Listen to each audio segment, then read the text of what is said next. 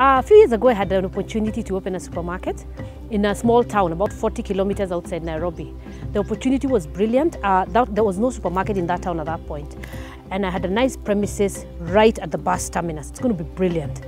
My challenge was, I asked myself, what are people going to think of me? I'm going to be working outside town. I'm going to be shady, you know. So I scratched that idea. I finally did start a supermarket in the city, but the place was full of competition and the business didn't do as well.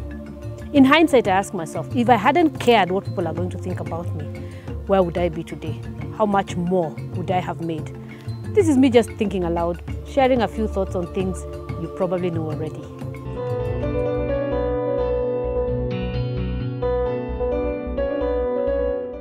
You know, I finally figured out that I would achieve a lot more, that I would be much happier if I didn't constantly seek the approval of others, whomever these others may be. Now, these are the facts. Some people will like you, some people won't. There's nothing you can do about it. Another way of saying that is, you're damned if you do it, you're damned if you don't.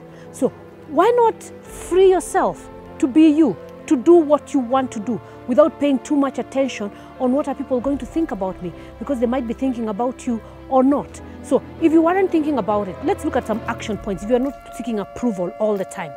One thing I would say is, ask more. The worst that will happen is, you'll be told no. Try more. The worst that will happen is, you'll fail. And if you fail, you'll have found another way how not to do it. So don't constantly ask yourself, what are people going to say about me? They're probably not going to say anything about you. Just me sharing my thoughts. I'll talk to you again soon. This is Mweteeli.